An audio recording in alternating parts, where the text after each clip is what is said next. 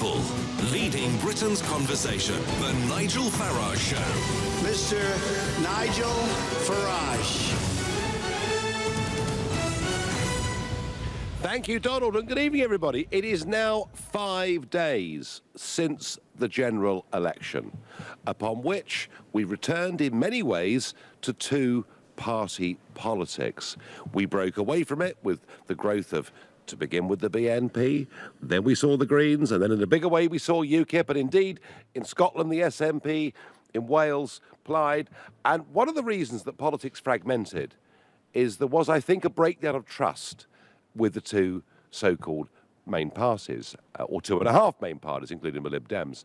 But we went back in this election to two-party politics. Labour and the Conservatives, between them, over 85% of the vote. And of course, one of the central tenets of election campaigns,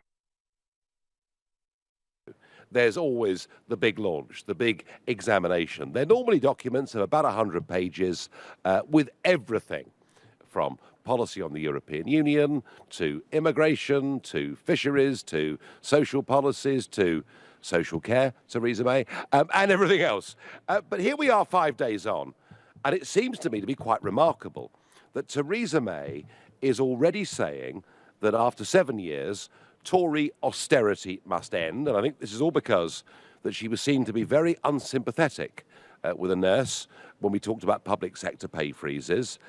We're also seeing, I think, quite dramatic potential backsliding, maybe even U-turns on their European policy. Brexit means Brexit. Seems a long time ago, as we now hear about talk perhaps of a different deal with the single market. And believe me, folks, it won't be very long before we're told that the third Tory manifesto in a row promising net migration will be cut to tens of thousands a year, we'll be told, oh, well, actually, that is unachievable. And on the Labour side, well, last night I was telling you that Corbyn and McDonnell were making it pretty clear that not only under Labour would we leave the European Union, but we'd leave the single market also. And yet today, Keir Starmer, their Brexit spokesman, Sir Keir Starmer, sorry, their Brexit spokesman comes out and says that actually what we need to do is to seek a new deal with the single market. And as for the Lib Dems, well, who can forget Nick Clegg? Who can forget Nick Clegg in 2010 with his promise on student tuition fees, and then after becoming Deputy Prime Minister, he broke it, and they went up, in most cases, to £9,000 a year. So I'm asking you, given the backtracking by the Tories, given the mixed messages coming from Labour, given it's only 5 days since tens of millions of us went out to vote, do you think manifestos are even worth the paper they're written on? It's a question of basic trust, and I want to know what you think. If, like me, you've become deeply cynical and think the whole thing, frankly, is a bit of a waste of time, then call me on 0345 6060 973. If you perhaps think, no, I've got great trust. I voted for Corbyn or May because I believed in what they said and I still think they'll do it, well, of course, you can text me on 84850. And if you're completely confused and not quite sure where to go or how we should even conduct future elections, well, you can tweet me on @LBC using the hashtag Farage on LBC. And you can, of course, watch us live on Facebook by going to LBC's Facebook page right now. Robin in Herne Hill, do you think party manifestos at elections are worth the paper they're written on? No, they're not, because the ineptitude of the costings, like Corbyn said that free hospital car parking in England would cost 162 million, when in fact even the BBC said it would cost 192 million. And we've had the 2005, I don't know whether you remember, there was a Labour MP for Bournemouth after the election took Tony Blair to court because he promised an EU referendum and he didn't deliver it. And the judge said, well, manifestos can mean what the parties want them to mean. Well, I doubt, Robin, it was a Labour MP from Bournemouth, because they've been pretty Tory for a long time. But I do remember this. There was this challenge, wasn't there, over could you be sued for not carrying out a manifesto? And I think the answer was, well, circumstances can change and therefore manifestos can. And I get that, Robin, as I'm sure you do as well. But when they ask for our votes, are they being sincere, or is the whole thing a completely cynical exercise? Well, no, I mean, the only person who seems to be keen on manifestos is Andrew Neil, who deserves a medal, because he's the only one who grilled them on their manifestos. But nobody else seemed to do anything. I mean, it was abysmal. This thing with the pension, the death tax, I mean, that was originally introduced by that dreadful man Tony Blair in 1997. At 23,000, but Theresa May seems to think that houses cost £100,000 when they cost £240,000. Well, actually, the manifesto, in many ways, was that day was the high point of the Tory campaign. They were, was it 24 points ahead in some polls? The manifesto came out, and it went downhill ever since, didn't it? Mm. So I would like to see them independently costed, and maybe even some form of law things. I mean, maybe Keir Starmer can help, because he's part of a law firm that specialises in stopping Brexit. I believe. Well, can I say, allegedly? Can I say, Robin, and this is with some degree of personal pride, that in 2015, the UKIP General Election Manifesto, which was project managed by Suzanne Evans, who I'm sorry to say is undergoing treatment now for breast cancer, but it looks to be okay. But Suzanne project managed that, and UKIP produced in 2015 the first, and I was leader, the first ever manifesto in the history of British politics that was independently costed by a third party. We got the IFS to do it, and the Times of London said we'd set the gold standard for manifestos. And the bizarre thing was, this time round, Labour and the Lib Dems put out costed manifestos. Yes, sure, some debate, but costed manifestos, and the Tories didn't even bother. So I do at least think that when it was my turn to lead a party into a general election, we did at least try to get third-party endorsement for the sums that we put forward. But, Robert, in terms of them being legally binding, that could never happen, could it? Well, I mean, I put out my leaflet. I stood as an independent again. Did you? Yeah.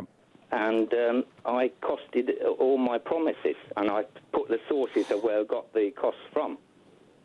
Okay, well, look, good. I mean, you know, that is an attempt to engage in honest politics. But is the whole exercise, frankly, of party manifestos now being seen by the public? And bear in mind, Robin, we're just 5 days on from this general election. It is looking a bit like a charade, isn't it? It is. Also, another thing you might ponder is that I've been told that certain university students have voted twice. Is there any truth in that? I am getting reports back again and again and again from people who are registered to vote by post at their home address, but also registered to vote where they're, you know, in halls of residence or whatever at their universities. I don't want to rush to judgment. The evidence I've been given so far, you know, it's coming in emails, it's coming in letters and messages that are coming into me. But I do think if the Electoral Commission are worth their salt, they should investigate this pretty quickly. And my own view, Robin, would be that students should only vote at their registered address, not where they're at university.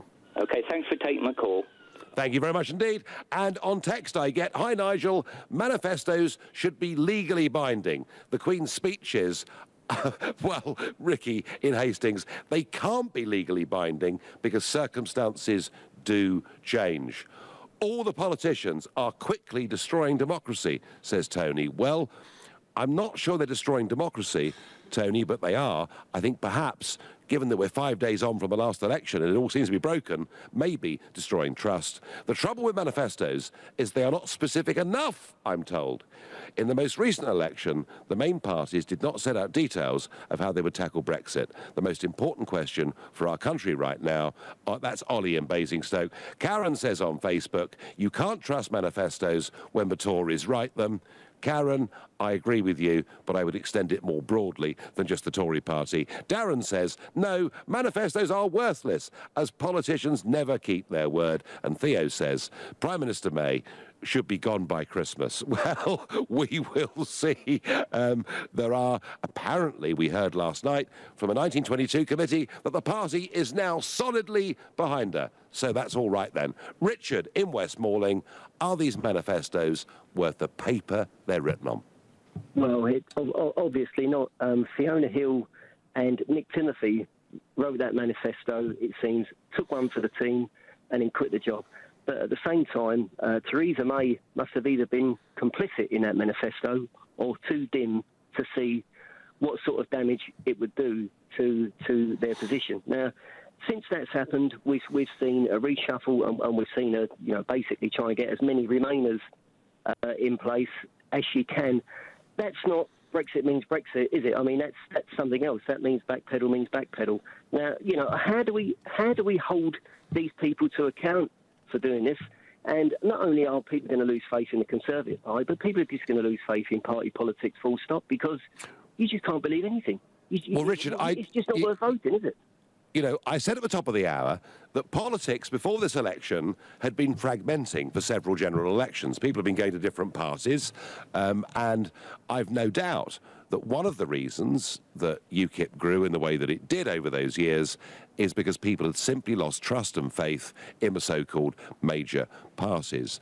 But this election saw us return to two-party politics, and my sense is Richard, 5 days on from this election, I think people are going to get disenchanted very, very quickly indeed. It looks like a cynical exercise of telling the punters what you think they want to hear without any genuine intention of meaning it. I mean, how could the Tories, for the third time in a row, have promised to cut net migration to tens of thousands a year, Richard? Well, there you go. So where does that leave us? Where does that leave the people that have campaigned, posted leaflets, voted to leave the EU, been promised that we would leave the EU? Where does that leave us? How are we going to get out of it now? There was a caller last night that came on to us and said that he felt like we climbed Everest and now we were starting again from the bottom. I don't think it's as bad as that. I think we will leave the EU, we will leave the Treaty of Rome, but what is clear to me is that Mrs May's strident Brexit means Brexit position now is virtually worthless. Richard, I thank you very much indeed for your call. Right now you're listening to the Nigel Farage Show, exclusively on LBC. It's 7:15. Nick Ferrari at breakfast on LBC. New Environment Secretary Michael Gove, what have you learnt that qualifies you to have the environment brief? I've always tried to be guided by the evidence and to look at science and reason. Got a couple of fairly well-known climate change deniers in the DUP. The main thing is that, you should take folk as you find them, respect their democratic mandate. And one of the great things about some of the people in the DUP with whom I've talked is that they want to put the national interest first. Nick Ferrari at breakfast, every weekday morning from 7, only on LBC. With Hampton by Hilton, now open in Aberdeen. Divorce. It threatens the things you've worked hard for in more ways than you can imagine. Your home, savings, pension, and most of all, your relationship with your children. Don't let divorce cost you any more than it has to. Cordell & Cordell is dedicated to helping men in matters relating to divorce. Call now on 0330 60 60 161 or visit cordellcordell.co.uk. Office in central London. A partner men can count on. Your future is here. The Global Academy in Hayes is a state school for 14 to 19-year-olds interested in a media career. Find out more at globalacademy.com. Neil's band were good last night. I say good, but it was good seeing them doing their thing. I think he was really chuffed I was there. He knows things have been tough lately, that I haven't been getting out much, or sleeping really, that I'm worried about my job and bringing in less money. The thing is, I might have cancer, but the most important thing is that I'm his brother. A brother with cancer is still a brother. We're here to help you deal with money worries, because life with cancer is still life, and we're here to help you live it. We are Macmillan Cancer Support. I've always paid into my pension, but never thought about how it was performing or how much I was being charged for it. That's why I contacted the specialists at Pension Works. They carried out a pension health check, which found hidden costs and expensive fees within my pension. that could have cost me years of lost retirement income, meaning more money for my future.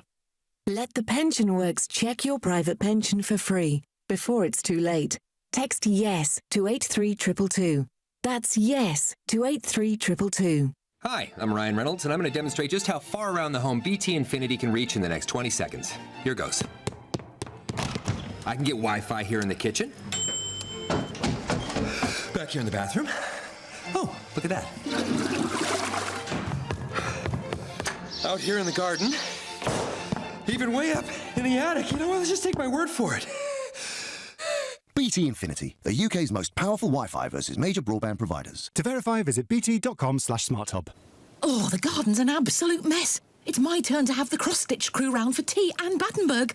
I'll have to get a landscape gardener in and a wildlife expert. It's a jungle out there. We could be eaten alive by those deadly flutterbugs. Oh, relax, relax. It's Trust a Trader. Marvellous local tradespeople who've been tried, tested and reviewed. All specialists in their areas, from landscape gardening to pest control. Oh, visit trustatrader.com. Trustatrader.com. This is LBC, live from Strasbourg, the Nigel Farage Show. Call 0345 6060 973. Text 84850. Tweet at LBC using the hashtag Farage on LBC. I cannot in my lifetime remember a general election where within 5 days of the result there has been so much backtracking, backsliding and shifting on parties' manifesto commitments. And I think this is really bad news for that link of trust between voters and those that govern us and represent us in Parliament. I'm asking you, are these manifestos worth the paper they're written on? Well, one person who really does believe in his manifesto, and this may surprise some of you. Now, whether you like Donald J. Trump or not, and I can hear some of you throwing your cup of tea at the radio as I speak, but whether you like him or not, the last time I saw the president, and we had dinner, I was there with some of his family, some of his friends, and he was clearly having a tough time. There were judges, members of Congress, doing their utmost to stop him. What they were trying to stop him from doing was carrying out his manifesto. And the abiding memory I will have of that particular meeting is his absolute determination in the face of everything to keep what he saw as his promise to the American people. I was elected to do these things. I'm going to do my damnedest to do them. And you know what? Whether you agree with his politics or any politician that wants to carry out their manifesto, isn't that better? Isn't that more honest? Isn't that more sincere than what we've seen in British politics in the last 5 days, which I think is the most disgraceful display and breach of trust I've ever seen in my lifetime? That's how I feel about it. I wonder how Seamus in Watford feels about all of this. Seamus, good evening. Good evening, Nigel. First of all, it's a pleasure and honour to talk to you. I'm extremely humbled. Things I want to talk about is the 1997 Labour manifesto, where Labour pledged, and I think it's on Migration Watch's website, that every country's got the right to tightly control their borders. And then I think within 30 days they repealed the primary purpose rule. Then obviously there was the Andrew Neither revelation, which I believe you were castigated and vilified on Question Time for talking about. I seemingly recall. And then additionally, I think in 2010, please correct me if I'm wrong, but Mr. Cameron's Tory manifesto didn't mention gay marriage. I'm not here to talk about the merits of it. I'm just talking about the fact that there was nothing in there. Then all of a sudden he just springs it out of the blue, trying to be some kind of a latter-day Roy Jenkins. Yeah, I mean, the 1997 manifesto from Labour was very cleverly worded, that every country has the right, but it has the right to control it as it sees fit. So I don't think you can actually do Tony Blair over on that one. I thought the gay marriage thing was really interesting, in that, as you say, there wasn't a whisper of it in the 2010 Conservative manifesto. Nobody, I mean, literally, as an MEP, I think I'd had 2 letters in 10 years on this subject. Nobody was campaigning for gay marriage. Even Stonewall, the biggest gay charity, were campaigning for, an ending to discrimination against gay people, but even they weren't campaigning for it. And then he went and simply did it. I suppose, Seamus, you could argue that maybe doing something that wasn't in the manifesto is better than breaking a promise. Probably, but it was probably on his mind, and it was probably talked about in the realms of the cabinet sometime before the election. But they just failed to disclose it, which, in my view, is another breach of trust. No, I agree with that. I mean, maybe for me, the one that really gets me is the Heath Manifesto of 1970, when he says we will negotiate with the European Economic Community, but will only join with the wholehearted consent of the British Parliament and people, and there was no referendum, and in the votes in Parliament, it got down to a majority of 4. And for Edward Heath, that was wholehearted consent. Yeah, so this isn't, this isn't new, Seamus, is it? This isn't new. This isn't new, and you're quite right that Blair stretched it, that Cameron didn't even mention it in the case of gay marriage. But the thing, Seamus, that fascinates me is that we are literally just 5 days on from this general election, and Labour are all at sea, and the Tories are breaking everything. Yeah, it's just a fretful state of politics today, I'm afraid. So where do we go, Seamus? Well, I'd follow you, left, right and centre all the way from here to Land's End or John O'Groats. That's my thinking. Right. I'm not quite sure. I did vote UKIP, and based on their manifesto, funny enough, which most of it I agree with. To be honest, I'm speechless and I'm thoughtless, and I'm not sure what direction the British people are going. Seamus, I think what you've just said sums up tonight how many millions of people across this country are feeling right now. There is a complete, in my view, breakdown of trust. I thank you for your call. Thomas in Durham, come on, tell me, Thomas, that you still think politicians' manifesto pledges really mean something. Well, Nigel, you're talking about manifestos. I think it also extends out to what's been told to people on the doorstep as well, because me and my family weren't going to vote in this general election because we thought it was just too soon after the last general election. Yeah. We weren't going to vote. Somebody from the Labour Party came to our door, basically said, "Are you going to vote?" We said, "No, we're not voting at all, and we don't like Corbyn." And they said, "Well, make sure you vote for Labour, your Labour candidate, and Corbyn will definitely be gone after the election." He's still there. He is still there. So That's a very... as far as I'm concerned, Nigel, all those Labour candidates around the country who told people on the doorstep, "Vote for me, Corbyn will be gone after the election," should stand down, because they're the only reasons why they kept their vote share, because they told us, "Vote for me and Corbyn will be gone." So, Thomas, you were done like a kipper, weren't you? Yep. Absolutely gone, Nigel. Absolutely gone. I shouldn't laugh. Yeah. I know they don't trust the Tory, but I tell you what, I'll never trust Labour ever again after what we were told on the doorstep. Never again, Nigel. We'll never fall for that trick ever again. Thomas, absolutely heartfelt, and I thank you for your call. Chris tweets me, "The problem with manifestos is they're so long and nobody reads them except for journalists who focus on controversial points." Well, Chris, I made the point earlier, these manifestos are normally about 100 pages long. Paul says, "If I didn't do what I was required to do in my job, I wouldn't get paid. So if manifestos are not carried out, the parties shouldn't." Interesting point of view. By text I get, "Nigel, you're so cynical. Surely you trust in Father Christmas. After all, he wrote the Labour manifesto," says Richard in Sussex. "Despite Theresa May's result, I believe she is honest and will do what she can. That's why I like her. When I used to, in the old days, laugh at the Tories," says Chris in Northern Ireland. And Susie on Facebook says, "The trust has gone. I see the two major parties as deceitful liars. We voted Leave. We won.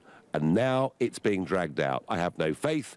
I feel let down. Why on earth should we put up with it. John thinks that most of the politicians today need kicking out. Most are liars and just spend most of their energy in attacking the opposition instead of putting this country first. We should be seeking to get the best deals worldwide now and improving the pound instead of dragging our heels and damaging our economy. It's a slightly separate point, John, but there is this issue of trust. Nick in Woburn, do you trust political leaders when they launch their manifestos?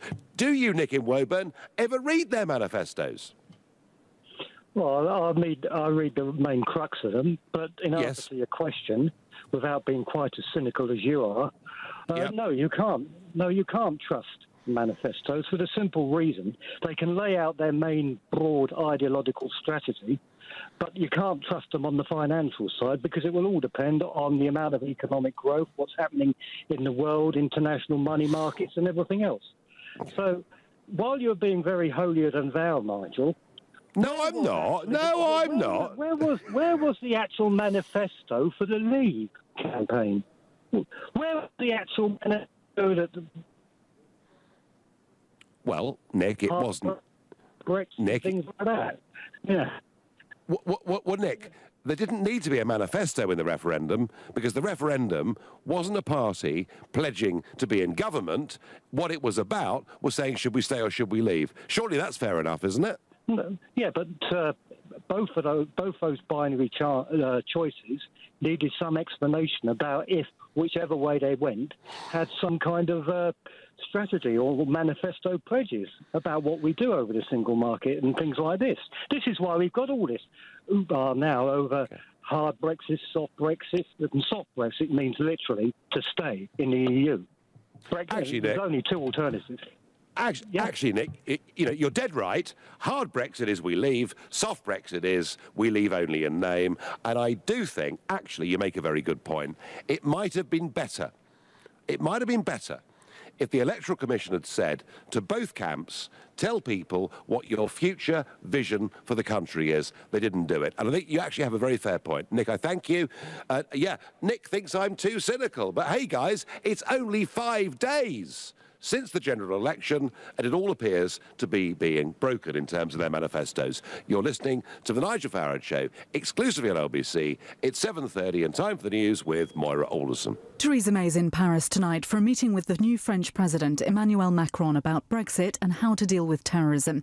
The pre-planned trip has forced the Prime Minister to leave discussions with Northern Ireland's Democratic Unionist Party. A man arrested over the London Bridge terror attack has been released without charge. The 30-year-old was detained last Wednesday. 6 other men are still in custody. The cost of living is rising at its fastest rate in nearly 4 years. The weaker pound is being blamed for inflation reaching 2.9% last month. LBC weather, a dry night for much of central and southern Britain, breezier for Scotland with some light rain, lows of 13 degrees. LBC Travel, good evening. I'm Andy Lake. Starting off in Berkshire, the M4 is solid approaching junction 6 for Slough after an accident saw it blocked totally earlier on.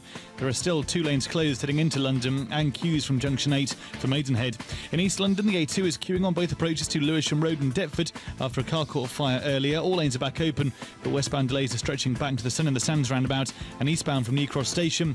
In South London, the A24 Tooting High Street stays shut southbound at Tooting Broadway Station following a collision, causing queues on the approach. Into Kent now, the M2 is closed coastbound between junction 6 for Faversham and 7 for Brentley Corner. There was a serious accident there earlier on and a fuel spillage, so recovery work is still ongoing, leaving delays back to junction 5 for the Stockbury roundabout. And in Warwickshire, the M6 is queuing southbound between the M6 toll and junction 3 for Nuneaton. It's still taking around half an hour to get through that stretch. For more real-time traffic updates, go to lbc.co.uk. This is LBC. Welcome to the meter cupboard at 49 Acacia Avenue. For years now, the Websters have been scrabbling around in the dark taking meter readings, trying to get Gaz and Lecky under control. Not anymore. They call their energy supplier to get a smart meter installed. From now on, they won't have to take a meter reading to get an accurate bill. Only your energy supplier can carry out your smart meter installation, so contact them today.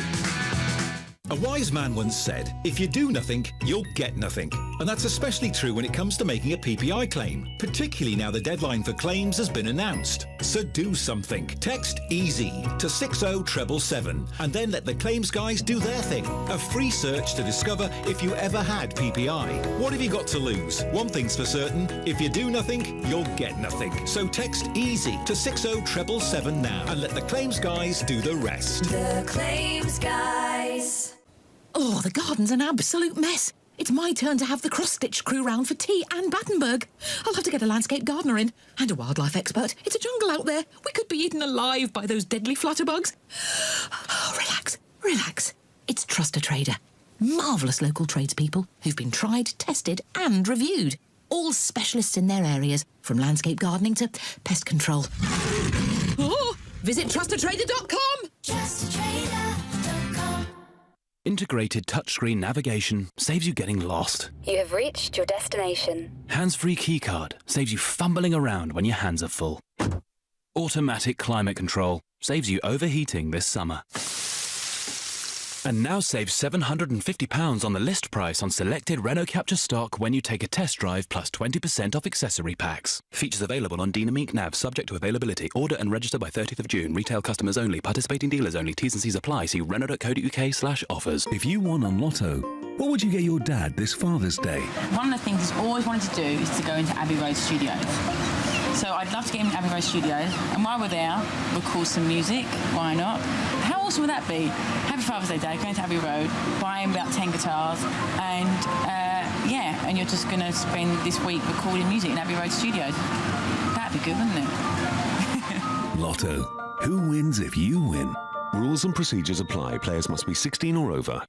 This is LBC, live from Strasbourg, the Nigel Farage Show. Call 0345 6060 973. Text 84850. Tweet at LBC using the hashtag Farage on LBC. Well, I'm asking whether manifestos are worth the paper they're written on, given that just 5 days after the general election, both the Labour and Tory ones, well, Labour is confused and the Tories appear to be breaking much of theirs. You know, Theresa May is now saying that this will be an end to austerity, I think because she was seen to come across as being really rather cold and uncaring towards people in the public sector who've not had pay rises for some years. We're also hearing, of course, that Brexit means Brexit appears to be being watered down by the minute, and that maybe the pledge for tens of thousands for the net migration figure will very rapidly be dropped. And as for Labour, well, one of the reasons that Corbyn did so well with former UKIP voters is his manifesto making clear Labour respected the referendum. They wanted to leave the European Union, to leave the single market, and, crucially, to stop the free movement of people. And yet, Sir Keir Starmer, who is their chief Brexit man, says today, actually what we need to do is negotiate some new form of membership. So, to those that say I'm being cynical, I'm doing it because this has all happened in the space of 5 days. I'm not suggesting we fight elections without any form of prospectus being put before the public, but I am saying that I believe what's happened in the last 5 years represents an absolutely fundamental breach of trust between the governors and the governed. Aaron in Liverpool, how do you feel?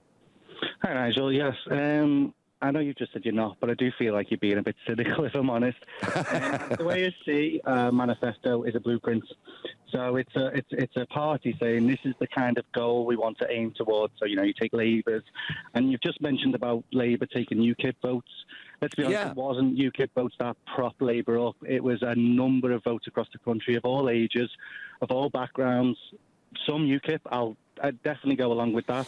But things change, you know, finance, viewpoints, everything on a daily basis changes. And so if someone is willing to step up and say, okay, you know what, this is different now, we view this as a different way. Now, I'm not a Tory, but if the Tories are saying, you know what, from the will of the people, we're getting that hard Brexit might not be the way forward. I'm not saying it is or isn't, I don't want to go down that path, but if this is the will of the people that we're getting an idea from the voters, the way they've voted with defeat, you know, you're the one who kind of pushed forward to leave and said the will of the people is spoken. So therefore we should follow that. If people give an idea to a government that this is the approach they want to take, I don't understand why a government can't change their mind. And so I put to you a question. Do you believe that people and you know, ministers and so on and so forth can change their mind and can change their opinion on something? And Aaron, they shouldn't be ridiculed for changing their mind. Of course I do. Of course I do. Circumstances change. The world changes. I get that. Finance changes. You know, economies have periods of growth. They go into recession. You know, something happens. Some foreign affairs event, a war, or whatever it may be. I completely understand all of that. But what I am saying to you, and yes, you're absolutely right, what was clever about Corbyn is he picked up different segments of votes all over the country, in particular young votes, and maybe some would say a few of them voted more than once, but we'll examine that as the weeks go on. But what I was saying to you, Aaron, was that to get the UKIP votes, I mean, the reason Labour won Stockton South from the Tories is they got a swing from UKIP. Those voters would not have left UKIP and gone to Labour had that manifesto not been clear in terms of their direction on the single market. And now we see Sir Keir Starmer, you know, going the other way. So I wonder whether, Aaron... I don't think that could necessarily be true. You know, you can't speak for everyone who voted. And those UKIP voters, I'm not saying you're wrong, but those UKIP voters might have moved because of the manifesto, because of the promises of, you know, nationalising the rail service. I mean, a couple of weeks ago, you said that you didn't believe many people would turn out to vote. Now, would you say you were wrong on that and you misjudged that? Absolutely. And whenever I'm wrong, I'm prepared to say so.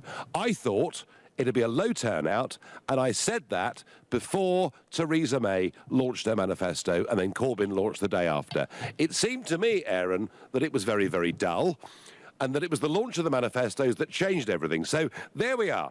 Manifestos actually do have a central part of our campaign. The problem is, and what I'm examining, I'm not for one moment pretending parties should not, to quote you, have blueprints. Of course they should. What I am suggesting, Aaron, is I've never known in my lifetime such breaches of manifestos in terms of their intentions within 5 days. That's my problem. I get that point, you know, if you know, the Tories, but I don't mean it rude, the Tories have changed their mind quite often, and yes, I'm not a Tory, but, you know, I think a lot of emphasis is always put on the party that's in power on what they didn't deliver as opposed to their manifesto. And so right now, it's a great point for you to pull on and kind of rally up the nation again on a point of negativity of, you know, they're changing their mind on this again. But what I think is a positive is that more people did come out to vote because of the manifestos, because, you know, it generated a lot of interest. And so it did. People voted with their feet. And so if they voted with their feet, and you can't, I'm not saying you're wrong or right, but if you can't say that someone changed their mind and moved from UKIP to Labour or moved from Tory to Labour or Labour to Tory or whatever it was because of the European Union. I think that became a very clear point early on that the whole subject wasn't about the European Union. It was about this country and what people wanted to do to take it forward. The European Union being part of that, but that wasn't the sole subject. And so the whole campaign didn't focus solely on it. Now, you know, when you were campaigning, that was your biggest point, and it became a valid point. It was a very valid point. It was a valid point. I mean, Aaron, look, Aaron, you know, you're quite right. I have been very cynical from the top of the hour, and the question I asked was loaded. Are manifestos worth the paper they're written on? The answer, of course, is in one way they really are, because it was the launch of a Tory manifesto and then the launch of a Labour manifesto that completely transformed this general election. In Theresa May's case, she bombed. And Aaron, be fair to me, in Jeremy Corbyn's case, I said on LBC that night on air, he was full of energy, vim, vigour and enthusiasm and looked like he really believed in what he was saying, whether it made sense or not. So manifestos do matter. I just wonder whether there is a compromise position, whether actually maybe they should just be blueprints without too much detail. Because as soon as you start to put detail in, it's very difficult for any of it ever to get met. And I worry about the trust that exists, Aaron, between the public, the voters, and those in Parliament. Okay, yeah, and I can completely see. What I would say on that is if you didn't put detail in, so look at how much Labour's manifesto got kind of, so many people coming out saying, oh, he's Father Christmas, he's trying to give you everything because he won't get in government. But the amount of detail that was put in that of how they were going to reach that budget, I think that the Tories lost a lot of votes because they didn't put any detail in. Well, again, yeah, okay. I'm going that only from a sense of view of people like to see that, you know what, you've thought it through. You've put some thought behind it. And I'll be honest, from the very beginning, I wasn't sure I was going to vote for. I am Labour, but Corbyn didn't really, because I hadn't seen much of him. He didn't come out in the press much. The infighting that was in there. And then he completely turned it round and got the troops to rally behind him. And I was totally behind Corbyn in the end because not necessarily just because of Corbyn. I don't see it as an American election where you vote for one person. You vote for the party. And the party were out there knocking on doors, pushing this manifesto. They were. No, they were. And if it wasn't that Theresa May's biggest mistake, she tried to make the whole thing presidential, and in the end that fell to bits, didn't it? Yeah, it showed her personality, which I don't want to criticise her too much because, there was elements of her where, she has taken over and had to carry on that message going forward of leaving, of the Tories' hard Brexit when she didn't want to leave originally. And I don't think she's done necessarily a bad job of that. But changing her mind now, and this sounds like I'm sticking up for her when I'm not even a Tory, but to change her mind now, I don't think is necessarily, I'm not saying it is or isn't, and I'll be honest, I don't fully know what she's come out and said, but to change her mind to say necessarily we may draw back a bit on it being hard Brexit might not necessarily be a bad thing, because so far the EU and Britain in the discussions haven't met any middle ground at all. Good thing or bad thing? Good thing or bad thing, she's a bit wobbly. Aaron, you make wonderful arguments. I've no doubt you'll be a Labour candidate before too long. Chris tweets, President Trump is the only politician who has kept 3 of his 4 promises. The 4th was shot down by the courts. And I get a tweet, when you know you're unlikely to win, you can promise whatever you like with no possible way of ever having to deliver. Well, who can disagree with that? You're listening to the Nigel Farage Show, exclusively on LBC, and it's 7:45. Coming up at 8 on LBC, Clive Bull. Political pressure is growing for a cross-party approach to leaving the EU. Do you think all parties should be involved in the Brexit talks? Clive Bull on LBC. Westway. Expressive, energizing, agile. With its daring design, sleek exterior, intelligent features and impeccable driving characteristics, the all-new Nissan Micra offers you a driving experience like nothing in its class. The high-spec Ascenta model is now available with a £1,950 deposit contribution. Only $199 deposit and low monthly payments. Representative 4.99% APR. Subject to status, so find your nearest Westway. Google Westway Nissan today. We've been thinking about Tom. The cat. And how, whilst he's remembered to buy cat litter, he's forgotten his bank card. But instead of worrying about how he's going to pay for it, he's simply wondering if a dog might have been a better choice of pet. That's because at NatWest, we've already thought about the left bank card at home scenario. It's why we created Get Cash, so you can withdraw money from our cash machines with just our mobile app. NatWest. We are what we do. Take out up to £130 a day as long as it's within your withdrawal limit. App available to customers with online banking and a UK number. I don't want to redecorate my house. I want to sell it. Although, I must admit, it may be time to finally take down my WAM posters and actually wallpaper. But thanks to Property Rescue, you won't need to. You could exchange contracts within 48 hours regardless of its condition. So, no need to redecorate. And don't forget to ask about their cash advance. Get that just sold feeling with Property Rescue. Fast forward to sold at propertyrescue.co.uk. The high-quality kitchen you've dreamed of at a price well within your budget. That's Room Sense. That's Room Sense. This month, all kitchens are half price with a free oven hob and extractor. Book your free home design visit today at roomsense.co.uk. Quality at a price you can afford. That's Room Sense. Offer ends soon. Minimum spend applies. After a long day at work, there's nothing Mark likes more than cooking a stir-fry. What he doesn't like is Gaz and Lecky getting out of control. So Mark's had a smart meter installed. Now he's able to see exactly how much energy he's using in pounds and pence and stir-fry to his heart's content. Only your energy supplier can carry out your smart meter installation, so contact them today. Get your dad set for summer this Father's Day with digital radio. This summer, with so many live events, it's the perfect time to switch to digital radio. If you love radio, go digital. This is LBC, live from Strasbourg, the Nigel Farage Show. Call 0345 6060 973. Text 84850. Tweet at LBC using the hashtag Farage on LBC. I'm asking you whether manifestos are worth the paper they're written on, given that both Labour and the Tories appear to be backtracking on theirs within 5 days of a general election. Of course, the answer is yes, manifestos do matter. Whether it's the 100 pages that I know no one reads, or the distillation of that we see, read, or hear through the media, of course manifestos matter. But are we being very badly, cynically misled by career politicians who make promises they think we want to hear without actually ever having any intention of carrying them out? Kathy is by far the most cynical texter I get, and she says most manifestos can't be backed up. They just put something together to let us see who the best liar is. Kathy, that really is too much. John in Loughton, what do you think? Good evening. It's a mess, isn't it? An absolute mess. The whole thing, start to finish.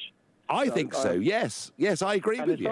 As far as the manifestos are concerned, it seems like it's an exercise as to how popular you can be without accountability. So, for example, in my opinion, I think the young people were very, very attracted to the fact that 100 billion worth of debt was going to be paid off. All their student fees were not going to exist anymore. That went in the manifesto. Very popular. Theresa May. She probably lost on the popularity stakes. That's why she didn't do as well. She came out and said something that perhaps she shouldn't have said, was that there's a problem with the with social care and how we fund it.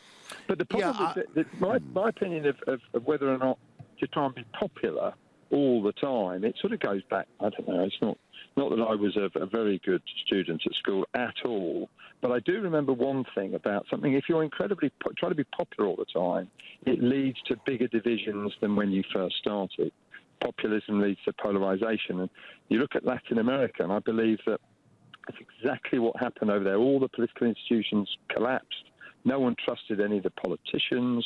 People were trying to be popular to get in, and then they couldn't deliver on their promises. So then they never believed them next month or next time they ever say anything. And it's looking remarkably similar here. We've never been more divided as we've attempted to be popular. It's very interesting, John, that you raised the word populism, because over the course of the last couple of years, populism has been aimed at people like me, people like Donald Trump. We are the populists. It's as if we're really bad, nasty people because we're standing up for a point of view against the establishment. Would it not be fair to say that Jeremy Corbyn fought a populist campaign? Absolutely, 110%. He's. I believe, whether you're right or wrong, but I don't believe he really cares about too much other than a little bit of an anarchistic point of view, and he wants to get his hand on the company's credit card as quickly as he can. That's what it looks like to me. So I think he'd say anything he likes. He doesn't have to back it up.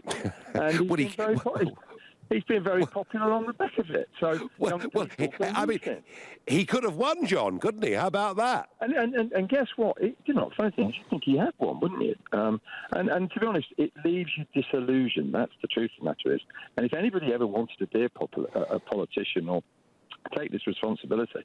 I think it's almost a thankless task. I don't blame you at all in standing down and not getting too involved, because I cannot see that there's anybody, when you look around, who, given 10 minutes under scrutiny, will not be very popular very much longer, and as a result will get voted out. It means we'll have election after election and we'll start looking like Bolivia.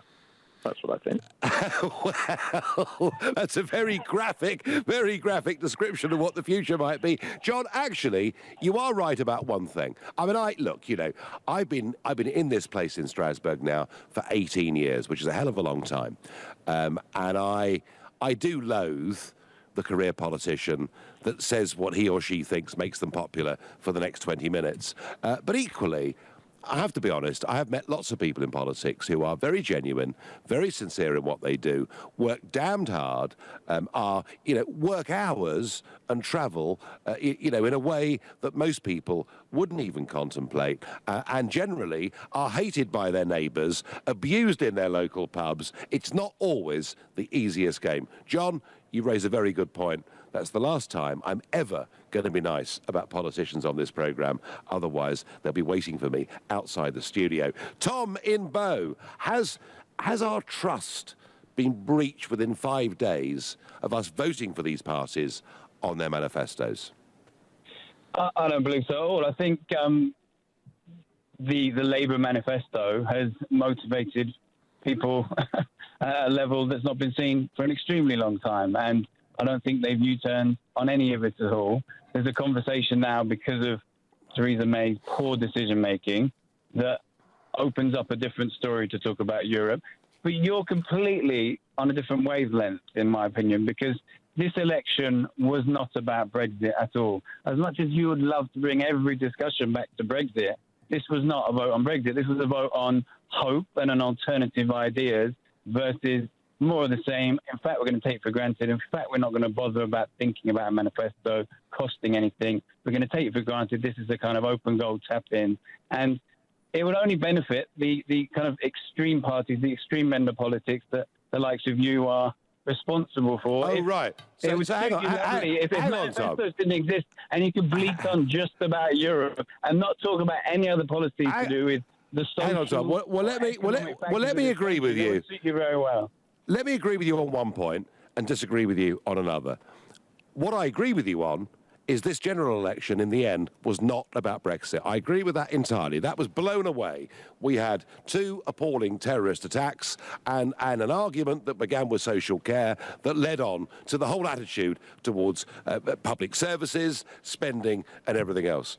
Where I disagree with you, fundamentally, is how dare you call me extremist when the point of view that I pushed for a quarter of a century was supported by over half the British public in a referendum. Are you suggesting, Tom in Bow, on LBC, that over half the country are extremists? Where you get 48%, 52%. And when you talk about... Tom, I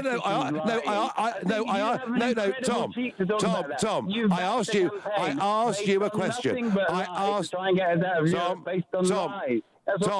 Tom, we had 50 years of lies. I gave you the lie of 1970. Edward Heath saying we wouldn't join the common market without the wholehearted consent of Parliament and the people. We had none of it. Lies. From talking about anti-establishment when your whole privileged life is about establishment as you can get. Tom, I tell you what, Tom. I don't know whether you've come on to have a discussion or just to shout, but I'm going to ask you the question that I asked you earlier again. Do you think that 52% of the voting public are extremists because they voted for Brexit? I don't think it's an extremist vote, but I think you are motivated by lies, and it's all you want to talk about. You want to bring every conversation back to Europe. And you're when 75%, when career based on a lie that you're an anti-establishment and you're an anti-career politician when you spent how many years sat in the European Parliament? Tom, I've spent 18 years trying to do myself out of a job. I am the turkey that voted for Christmas. Tom, I hope you enjoyed that. It was fun. Andrew in Winsford, my last caller of the evening. Andrew, what is your trust in career politicians 5 days on from this general election and their manifesto promises? Nigel, I think you're a fantastic optimist. Right. Okay. That's what I think. I mean, I've never seen anything like it. I mean, both parties. The last caller, the only thing he was right on is it wasn't to do with Brexit. Both parties said it's a done deal. In fact, Corbyn was on Sunday, wasn't he? He sort of mumbles his way through the single market. We're leaving it because he doesn't really want to bring it up too much. He wants to kind of just skip over it. And then, as soon as it's over, on the 10 o'clock news, the BBC come on and go, oh, Brexit could be... What? I was on the computer in 5 minutes writing my complaint out. What's it got to do with Brexit? Why are they all talking about Brexit? I don't know. Andrew, I think you are like a lot of people. You are genuinely confused by what has happened in this general election and the aftermath of it. And I promise you one thing, Andrew, we're going to be having this conversation for a very, very long time. I don't know whether there's another general election coming up, but what I do know, Andrew, is within 5 days, a lot of promises have been breached. I thank you. It's the last call I got time for this evening. My final thought is this. Yes, manifestos do matter. They matter so much that actually it was the launch of the Conservative and Labour manifestos that transformed this election. And it went from being a 24-point lead in the end to just a 2-point lead. So they do matter. But I do think it's a big problem if politicians overpromise in their manifestos, if they say things they don't believe with their heart and soul. And I think that is corrosive. It leads to a breakdown of trust. This election saw us return to two-party politics. But if that trust is breached on those manifestos, Conservative more than Labour, I suspect, given that they're in government, that I wonder whether we may see the fragmentation of politics happening again at a future election. Tomorrow morning at 9 o'clock, I'm in this chamber next to me, and I'll be talking to Mr. Juncker. I hope Mr. Barnier will be there as well, and I'll be doing that within a few days of Britain's renegotiation with the European Union beginning. It promises to be a very lively day. You've been listening to the Nigel Farage Show exclusively here on LBC. Back tomorrow. Coming up at 10, it's Ian Collins, but up next, it's Clive Bull. Thank you, Nigel. We're going to continue this conversation as Theresa May arrives in Paris this evening. Political pressure is growing for a cross-party approach to